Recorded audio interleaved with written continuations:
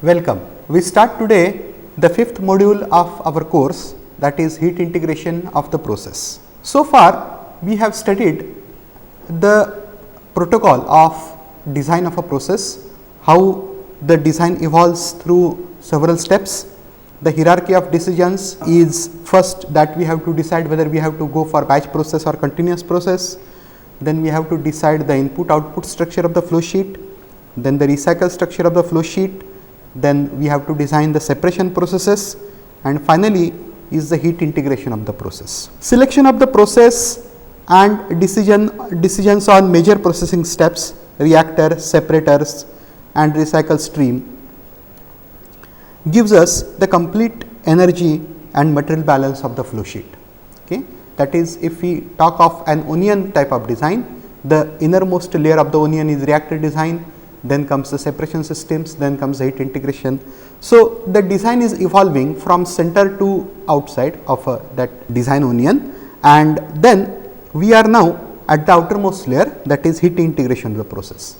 But heat integration of the process requires all the data, okay, and now we have completed all the previous steps, we have that data. So, that is what we note, that final stage in the process design is the heat integration, for which heating and cooling duties on all process streams should be known. Then completing the design of the heat integration network is not necessary in order to assess the competent flow sheets. Okay. We are still at the conceptual design, means we are assessing the profitability of different flow sheets on pen and paper. Therefore, while shortlisting some of the best flow sheets, we do not have to design the entire heat exchanger network. We can identify the targets. So, the targets can be set for heat exchanger network to assess the performance of the complete design without actually carrying out the network design. These targets allow us to evaluate both energy and capital cost of heat exchanger. Okay. Moreover, the targets also allow the designer to suggest process changes for reactor, separation and recycle stream. Obviously, the goal is to minimize the energy requirement of the process as possible, because energy is costly. Whether we have to heat or whether we have to cool, we have to spend energy. So, the heat integration of the process means essentially utilizing the excess heat, surplus heat at one part of the process for meeting the demands at the second part of the process where the heat is in deficit. The use of targets for heat exchanger network rather than the complete design allow many design options for overall process to be screened quickly and conveniently. We shall see as how to identify the targets for heat exchanger network. After integrating or after recovering as much heat as possible within the process, some heat still needs to be supplied externally in the form of utilities such as steam or furnace or Dowtham liquid, so on and so forth. So, that is the heat requirement. Secondly, when all of the excess heat is absorbed in the process itself, the process streams which need to be cooled to room temperature or even below that, okay, those cause load on the cooling water requirement. So, that also can be taken as a heating load, because we have to circulate cooling water, then we have to operate cooling towers to restore the temperature of cooling water, so on and so forth. Okay. However, as I said that we do not have to, we are at a stage of screening of process alternatives and we do not have to go for a complete heat exchanger design. We have to only identify the targets. That means, we have to identify the minimum hot utility requirement and the minimum cold utility requirement. And now, let us see how we can do it. I am giving here an example. Okay. First of all, we have to go for composite curves. The analysis of heat exchanger network requires first the identification of sources of heat, hot streams and sinks of it, cold streams, from the material and energy balance. Now, consider the example that is appear on the screen now. Okay, we have one hot stream and one cold stream. The supply temperature of the cold stream is 40 degrees and the target temperature is 110 degrees, and heat that is available with this, the heat that needs to be supplied to this stream, this stream is 14 megawatts, and then we have another hot stream which is available at 160 degrees and the target temperature it needs to be cooled to 40 degrees and it has minus 12 megawatt, that is minus indicates surplus, plus indicates deficit. Okay, so minus 12 megawatts of heat available. Now, we have to absorb as much heat from hot stream into the cold stream as possible. Okay. How we can achieve that? For that purpose, we plot the two streams on an HT diagram, which means on the x axis we plot enthalpy, on the y axis we plot temperature. Okay. So, on the screen you see now, okay, the two streams.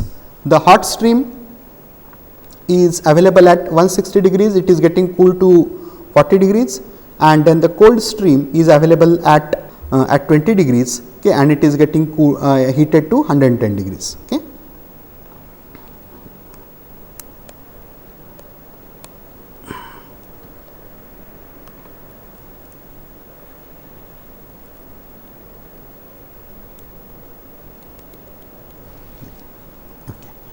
And let us see now how we can do it. Okay.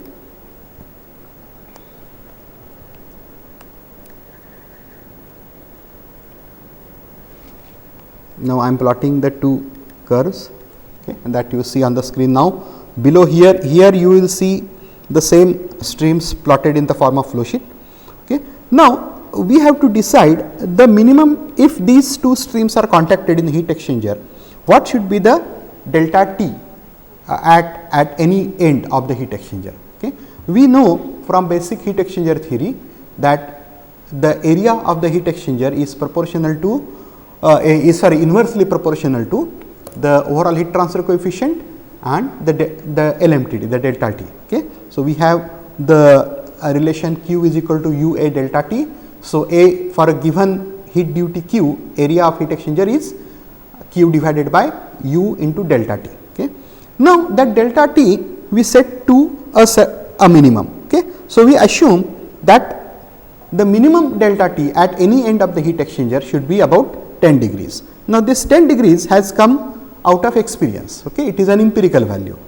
So, we have the hot utility steam available at 180 degrees and cooling water at 20 degrees, then heating all cold streams with steam and cooling with all hot streams with water would be a waste of energy. So, we have to see as much coupling between the hot and cold stream that we are given as possible, so that the load on steam and cooling water reduces. Now, the scope of heat recovery is identified by plotting both the streams on TH diagram that I just said, and then we set delta T minimum at any end of the heat exchanger as 10 degrees, and then you can see that the region of overlap between the two curves gives us the amount of heat that could be recovered, and for delta T minimum equal to 10 degrees centigrade, we have a heat recovery of 11 megawatts. Okay. We have a heat recovery of 11 megawatts. But despite this, okay, even after recovering, you see how much heat was available with hot stream. It was 12 megawatt. How much heat was required for heating the cold stream was 14 megawatt, out of which 11 megawatt is coming from the coupling between the two streams. This leaves 3 megawatts to be supplied to the cold stream to meet the 14 megawatt demand, and the hot stream is still left with 1 megawatt of energy. Okay. Now, these two energy requirements could be met with steam and cooling water, as I am showing here. The cold stream, after absorbing 11 megawatts from hot stream, is still left with 3 megawatt. So, that is supplied by steam. The cold stream, after taking the hot stream after giving 11 megawatts to the cold stream is still left with 1 megawatt, and that could be taken out using cooling water. Now, this delta T minimum was an empirical value, as I said. Okay. Now, how we can see the effect of this particular empirical parameter? Okay. Suppose we change the delta T minimum to 20 degrees. Now, how we can do that? This we can do by shifting the curves horizontally. Okay. We can change the enthalpy Okay, we can change relative enthalpy by shifting the curves horizontally. Okay, and then in the second graph, which is now shown the right hand side of the screen, okay, we have delta T minimum is 20 degrees. Okay. Now, after you shift the cold curve on to right hand side, okay, that decreases the overlap between the two lines, okay, the two streams. Here the Q recovery or the heat that is recovered through the coupling of the two streams is reduced from 11 megawatt to 10 megawatt when we have delta T minimum equal to 20 degrees. Okay. And then this particular feature leaves 4 megawatt deficit with the cold stream, which has to be met with steam, and 2 megawatts of excess with hot stream, which has to be taken out using cooling water. So, if you compare these values, okay, the QC mean in case of delta T minimum equal to 10 degrees and the QH mean minimum hot utility for delta T equal to 20 degrees, we see that as delta T minimum value increases, okay, the load on the utilities also increases. Okay. So, that point I have noted here the features T temperature or enthalpy change for stream and hence their slopes that cannot be changed, but relative position of the two streams can be changed by horizontal movement. This is possible since the reference enthalpy for hot streams can be changed independently from the reference enthalpy of the cold stream.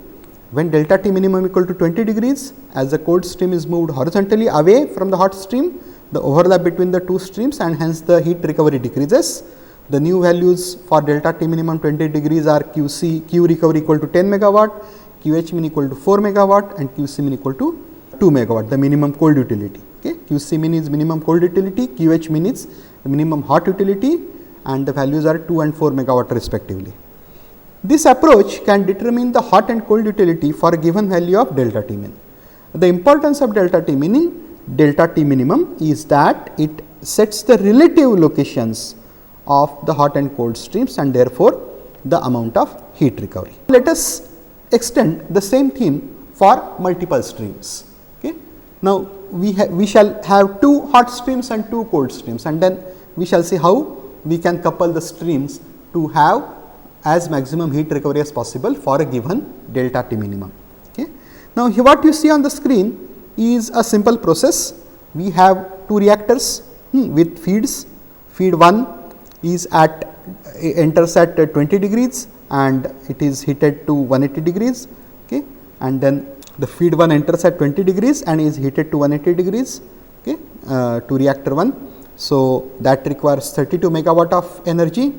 The feed for reactor 2 is at 140 degrees and it needs to be heated to 230 degrees before entering the reactor. So, that delta H is the heat requirement is 27 megawatt. The output of reactor 1 also enters reactor 2, okay. Part is sent to reactor 2 and part is sent for separation, and the product of reactor 2 is comes out at 200 degrees and it has to be cooled to 80 degrees. So, it gives out about 30 megawatts of heat. The product of reactor 1 is split in two parts, as I just said. One part goes to reactor 2, another part is cooled, and that gives out 31.5 megawatt of heat. And so, we have essentially two hot streams and two cold streams. Reactor feed 1 cold stream, supply temperature 20 degrees, target temperature 180 degrees, heat capacity flow rate. Now, heat capacity flow rate is essentially mass flow rate into the heat capacity, okay. Mass or molar flow rate, that depends, and the corresponding heat capacity. So, this is because we have the basic relation Q is equal to m Cp delta T, and here we are coupling the m and m into Cp. So as to get the heat capacity flow rate. So, m into Cp is the heat capacity flow rate and the units of that as megawatt per degree centigrade. Now, m value you can define either in moles or mass. So, Cp will also be correspondingly in either mole per degrees like the joules per mole per degree Kelvin or joules per kg per degree Kelvin, depending on what units are for m. But the heat capacity flow rate will always have units of megawatt per degree centigrade or megawatt per Kelvin, depending on the units that you use. So, we have that the stream data is given. Reactor product 1 is a hot stream, supply temperature 250, target temperature 40, heat capacity flow rate 0.15. So, it gives out minus 31.5 megawatt of heat.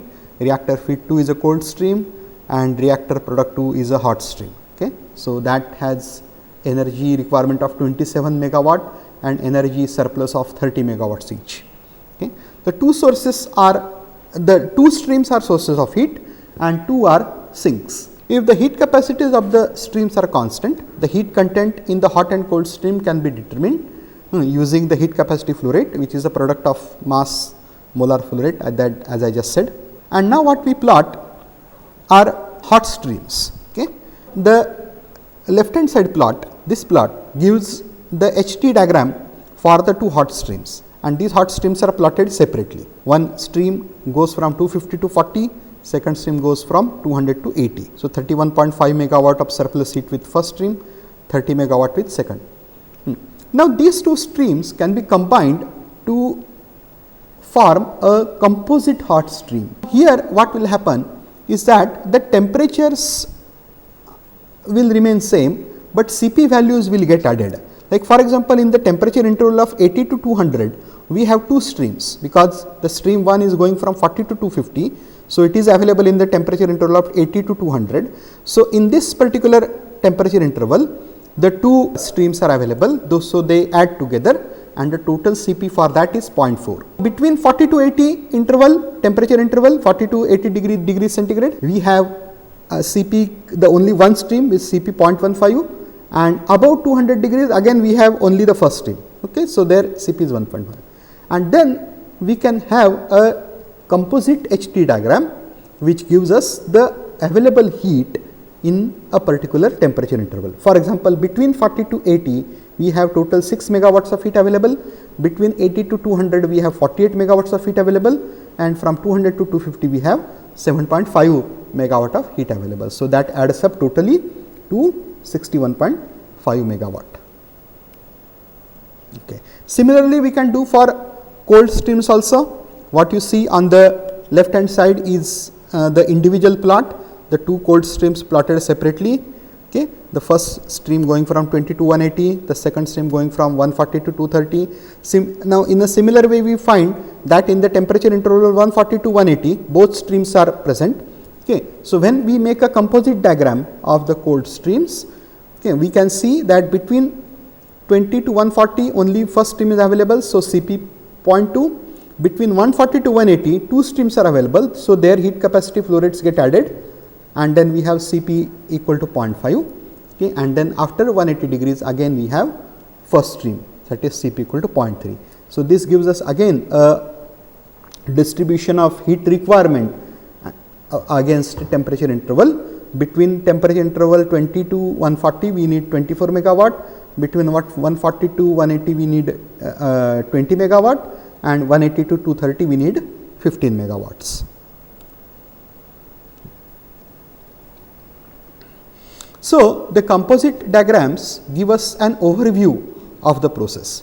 Hot streams are okay. The overall behavior of the hot streams can be quantified by combining them together in the given temperature range. All these points which I just said I have noted in this slide.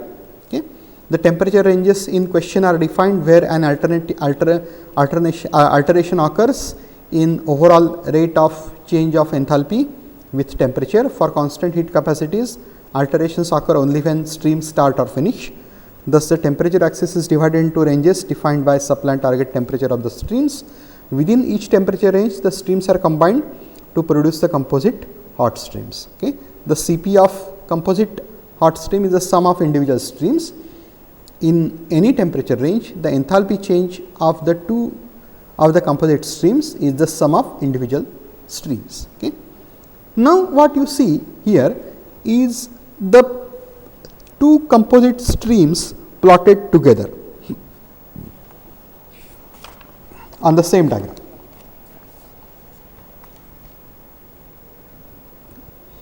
Now, this is the hot composite stream and the lower one is cold composite stream. and these are plotted on the same HT diagram. Okay. And now we will see that for delta T min equal to 10 degrees, the region of overlap between the two streams, which is essentially the heat recovery, the one which I am marking now, is 51.5 megawatt. Q recovery is 51.5 megawatt. Now, we shall calculate these values later. Okay. For time being, I am just giving you the direct answer, but we are going to treat the same problem later, and then we shall actually calculate these values. Okay. After meeting 51.5 megawatts of heat recovery, okay, we have the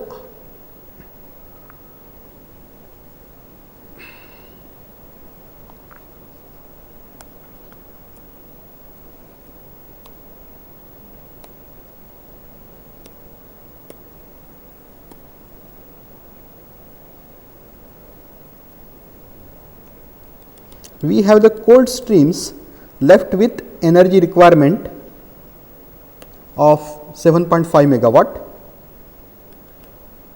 which I am marking now.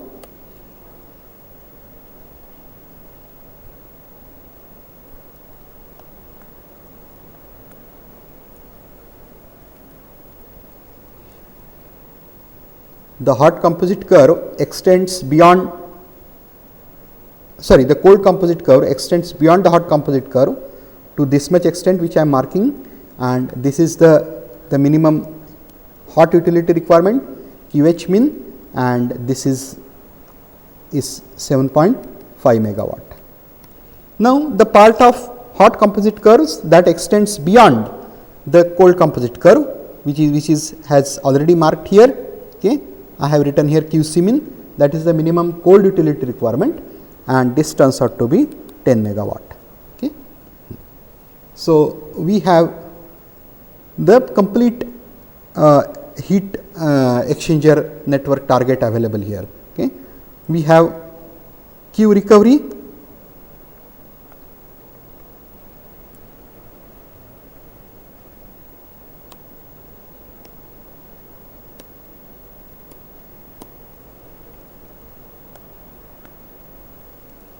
Q recovery ranging in this range, the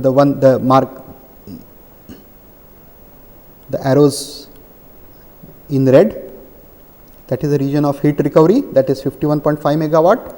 After this heat recovery, we are left with 7.5 megawatts of heat requirement for cold streams, that is met with hot utility. So, that is QH min, and after this heat recovery, we are left with 10 megawatt of excess heat with hot composite curves, which is taken off from cold streams. Okay. So, that is what the overall energy target is. Now, as we did in the previous case, okay, we can change the delta T min. Okay. Delta T min here was assumed to be 10 degrees. Okay. We can change delta T min to 20 degrees by shifting this curve, the cold composite curve, horizontally to right. Okay. Now, what will happen? Obviously, the region of heat recovery will go down. The heat recovery is now only in this range, the one that is marked red. So, this is the region of heat recovery, Q recovery, which has now reduced. Okay. This region has reduced. Okay. And therefore, a lot of heat requirement is left out. Okay. The amount of heat that needs to be supplied to the cold streams through hot utility is now 11.5 megawatt. Now, these again values we are going to calculate. So, the QH min increases from 7.5 megawatt to 11.5 megawatt, and then the QC min, lot of heat remains in the hot composite stream after absorption into the cold stream, and then the QC min is now 14 megawatt. So, that is how the picture changes. Okay. With increase in delta T min, the load on hot utility and cold utility changes. Okay. So, all those points I have noted here. Okay. The left diagram gives plot of composite curves for delta T min equal to 10 degrees, while the right diagram gives plot of composite curves for delta T min equal to 20 degrees. Where the curves overlap, the heat can be rejected vertically from hot streams into the cold streams. The way in which composite curves are constructed, monotonically increasing hot composite curve and monotonically decreasing cold composite curve, allows maximum overlap between the curves and hence the maximum heat recovery. For delta T min equal to 10 degrees, Q recovery is 51.5 megawatt. When the cold composite curve extends beyond the start of hot composite curve, and where the hot composite curve extends beyond the start of cold composite curve, okay, the heat recovery is not possible and utilities must be used. And then for delta T min equal to 10 degrees, the minimum hot utility is 7.5 megawatt and minimum cold utility is 10 megawatt. Okay. Now, there are 3 variables here, QC min, QH min, delta T min. Okay. Specifying any of the 3 variables fixes the relative positions of the composite curves. Okay. But usually delta T min is used as a variable rather than QC min or QH min, but depending on situation, either you can also specify QC min or QH min, and then that fixes the fixing any of these 3 variables fixes the other 2 variables. Okay. Now, as far as 2 stream case is concerned, relative position of the curve is also a degree of freedom at our disposal. Okay. The relative positions of the 2 curves can be changed by moving them horizontally. For feasible heat transfer from hot streams into cold streams, hot composite curve must always be above the cold composite curve. If the delta T min is increased to 20 degrees, by shifting the cold curve to right, the hot and cold utility targets increase to 11.5 megawatt and 14 megawatt respectively. Okay. Now, correct setting of delta T min is fixed by the economic trade off between operating and capital cost. Obviously, if delta T min increases, the QC min and QH min increase, but the area of individual heat exchanger reduces, the area of heat exchangers in which the hot and cold streams are coupled. Okay. So, QC min and QH min indicate basically the operating cost and delta T min indicates the fixed or capital cost. Delta T min increases, area decreases, capital cost decreases, but at the same time QC min and QH min increase, which means the operating cost increases. So, there has to be an economic trade off for deciding the optimum value of delta T min. Okay. So, that is what is plotted here. Okay. Increasing delta T reduces the heat exchanger area and hence the capital cost of the exchanger. At the same time, increase in delta T min increases both QH min and QC min, and hence the load on the hot and cold utilities, that increases the operating cost. When the hot composite and cold composite curves just touch, then the driving force becomes 0 and the heat exchanger area requirement goes to infinity. Okay. Thus, there is always a trade off between the energy and capital cost. So, you can see here that the total cost goes through a minimum at delta T min with respect to delta T min, and there is always an delta T optimum. Okay.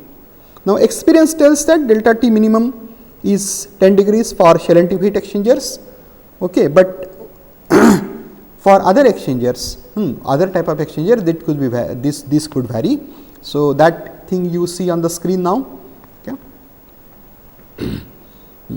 There is also an economic degree of heat recovery. Okay, we cannot go. There are some constraints which restrict the amount of heat that could be recovered between hot and cold streams. So, the practical constraints on delta T min are: to achieve small delta T min in design, heat exchanger should exhibit pure countercurrent flow. That is a basic aspect that you have learnt in heat transfer courses. With shell and tube heat exchanger, flow is not purely countercurrent even with single pass on the shell and tube side. So, the delta T is reduced. Delta T min less than 10 degrees is not advised unless special circumstances prevail. For plate heat exchangers, delta T min as low as 5 degrees could be possible or could be achieved, and this value can go down to 1 or 2 degrees with plate and fin design. Okay. These constraints apply to only those exchangers that are placed around the point of closest approach between composite curves. Okay. Remember this thing, that these constraints apply. This point we shall come back again when we shall study the pinch technology. Okay.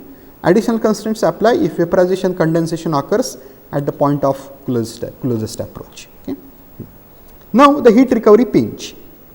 Correct setting of composite curves is determined by economic trade-off between the corresponding trade-off corresponding to economic delta T min. Assume that a correct delta T mean is known, and this fixes the relative positions of the curves and hence the energy targets. The delta T mean for composite curves and its location is important if the energy target is to be achieved in design of heat exchanger network. Delta T mean is normally but not always observed at only one point between the hot and cold composite curves called as the heat recovery pinch. The pinch point has special significance in the design of heat exchanger network.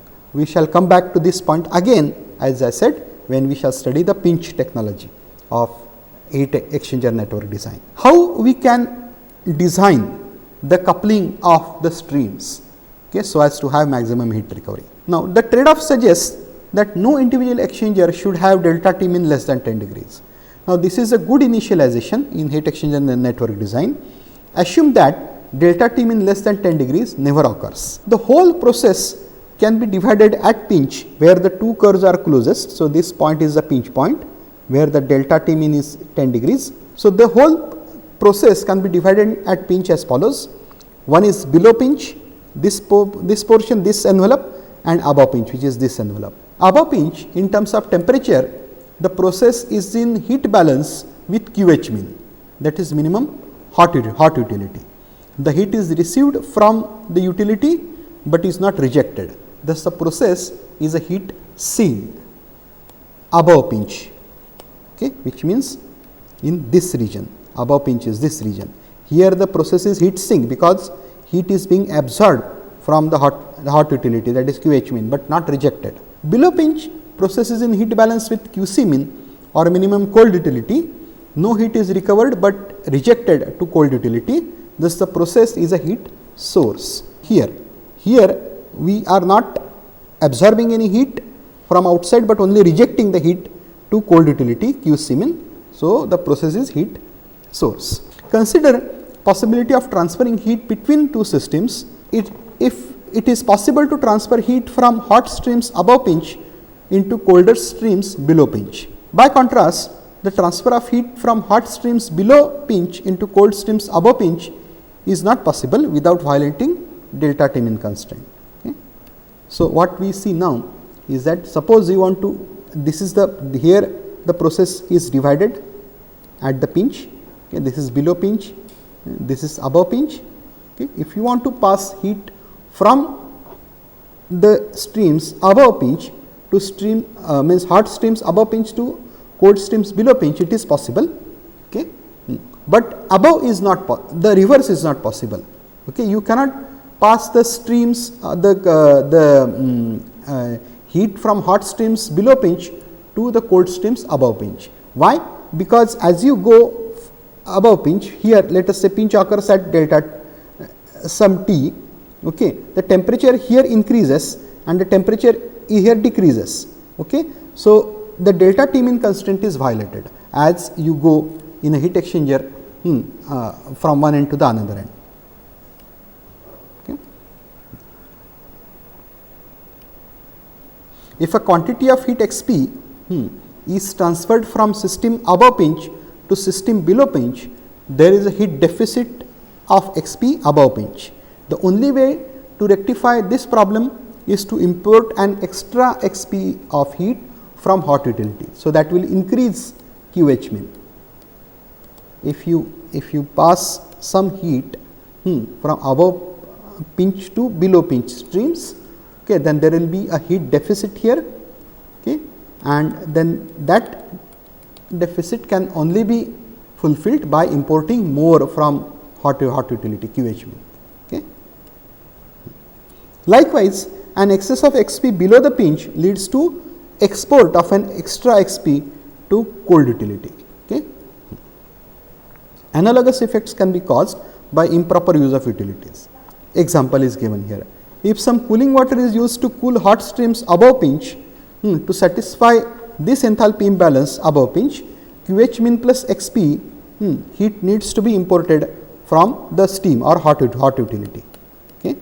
Moreover, QC mean plus Xp cooling water has to be used. Okay.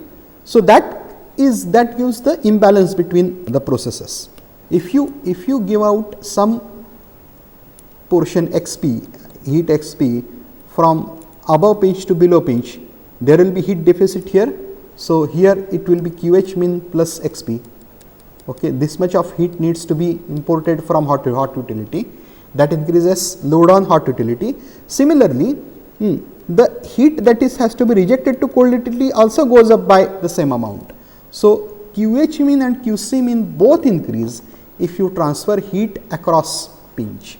Okay. Therefore, when we are designing the heat exchanger network, we have to see the streams above pinch, we have to see the streams below pinch, and then make a match between the two. That thing we shall come again, we shall come again when we shall see the enthalpy intervals. Other inappropriate use: heating of cold streams below pinch by steam, say by amount Xp. This is another improper use. In this case, the QH min must still be supplied above pinch to satisfy enthalpy imbalance above pinch. So, the total utility in this case will again be QH min plus Xp above pinch and QC min plus Xp below pinch. To achieve the energy target set by composite curves, the designer must not transfer heat across pinch by process to process heat transfer and inappropriate use of utilities. So, that is how that gives you the essence of the pinch, the heat recovery pinch. Okay. So, the process is divided at this pinch. There should not be process to process heat transfer across pinch. There also should not be inappropriate use of utilities above and below pinch. No hot utility below pinch, no cold utility above pinch.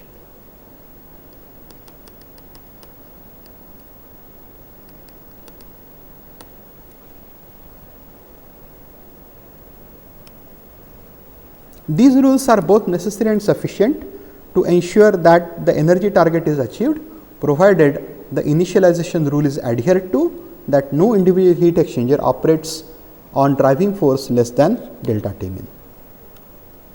Okay. So, that completes the basic theory of the heat recovery principle. Okay. Now, let us see some special cases like threshold problems. Okay. Not all of the processes have a pinch dividing the process in parts. Okay. Consider the curve A in the figure that is shown on left hand side of the screen, okay, which is a constant coupled to 3 curves 1, 2 and 3. Okay. Now, A is a hot composite curve and we have only one stream, or let us say a single cold composite stream, okay, with constant slope, and that is shown in 3 parts. Now, as I said, you can move the cold composite stream horizontally, that will change the delta T min. Okay. Now, initially position 3. Now, in position 3 you have both you have QC min, okay, but not QH min. If you couple A with 1, okay, coupling A1, both steam and cooling water are required. As the lower curve moves closer to curve A, lower curve means the cold composite curve. As the cold composite curve moves closer to curve A, both steam and cooling water requirement decrease until the coupling A2 is achieved, like here A2 coupling, A2. Now, here you can see that QH min here becomes 0, because the target temperature of although the target temperature is different, the enthalpies are exactly matching. When you have coupling A2, okay, there is no hot utility requirement. Moving the curves closer decreases the cold utility demand at the colder end, but opens up for cold utility at hot end corresponding to decrease at the cold end. So, you require cold utility both above and below pinch. Okay. You can see here that once the curve goes to for A3 coupling, okay, after A3 coupling, even after the the cold composite curve has absorbed all the heat, okay, there is still heat left with the hot composite curve. That becomes a load on the QC min. Moving the curve closer decreases cold utility demand at colder end, but opens up demand for cold utility at hot end, corresponding to decrease at the cold end. In other words, as the curves move closer beyond A2, the utility demand remains constant. Okay. So, that is how is shown in this figure. Okay. This is for case 1, case 2, case 3, okay, to the 3 positions. As you go beyond 3 position, there is no hot utility, but the cold utility demand goes up. So, here the hot stream between this temperature and this temperature, okay, the hot streams have to be cooled using cold utility. That is very strange that you are using cold utility above pinch, because I just said that you cannot use cold utility above pinch, but in this particular case you have to use because of the constraint of the cold composite curve. Setting A2 marks a threshold, and the problem exhibiting this feature are known as threshold problems. In some problems, hot utility requirement disappears, in some cases the cold utility requirement disappears. So, what I have plotted here is the cost. Okay. The energy cost decreases as delta T min decreases, as the second curve moves closer to the curve A, okay. And then after delta T threshold it remains constant, but the capital cost keeps on increasing. Okay. As delta T min decreases, the capital cost keeps on increasing. So, somewhere you have an optimum. Whether the optimum delta T will be at delta T threshold, that depends on particular case. Like for example, in this case, in case A, the T optimum and T threshold are same, but in certain cases they may not be same. Like the total cost may show least at some T optimum, but the threshold shows the energy requirement becomes constant after certain delta T threshold. Okay. So, in case B, the T optimum, delta T optimum as per the cost is not same as delta T threshold, but in some cases it is. Okay.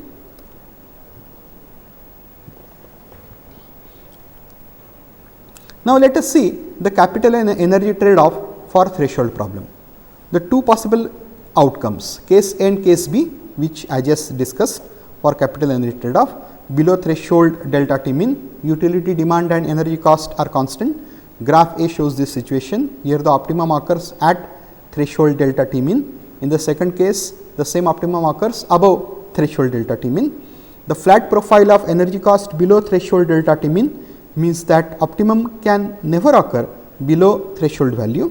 It can occur only at or above the threshold value. Now, in case A, where the optimal delta T min is at threshold, there is no pinch. On the other hand, for case B, with optimum value above threshold value, there is demand for both utilities, and there is a pinch. Now, threshold problems are quite common, and in this case, okay, we can introduce a pinch, although when we actually plot the process curves, we observe no pinch, but we can introduce a pinch by addition of utilities. Like for example, okay, which case A, which we have shown, the hot composite curve remains the same. For the cold composite curve, okay, we divide it in two parts, the first part, and then here we shall have intermediate, we shall have steam generation, okay, and then we have the cold utility. Okay. So, that generates a pinch. Another, this is so like utility addition on cold composite curve. In some cases, like here, we are not steam generation means we are using steam here to keep to heat up the cold stream in between. Okay. In some cases, okay, you can use the steam generation. Okay. So, this is steam supply. Here we have steam generation, HP steam generation. Okay. Now, here what will happen? Before coupling the hot stream to the cold stream, we shall first use it for high pressure steam generation to reduce the enthalpy, okay, at constant temperature, and then in certain portion we shall couple. Okay, then here we introduce the pinch, and thereafter again we have low pressure steam generation after taking up certain heat, and then again we shall couple to the cold composite stream. Okay. So, these are the actual heat recovery areas. Okay. So, these are the Q recovery areas.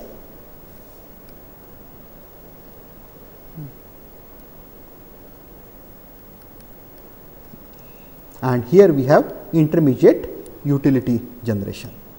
Okay.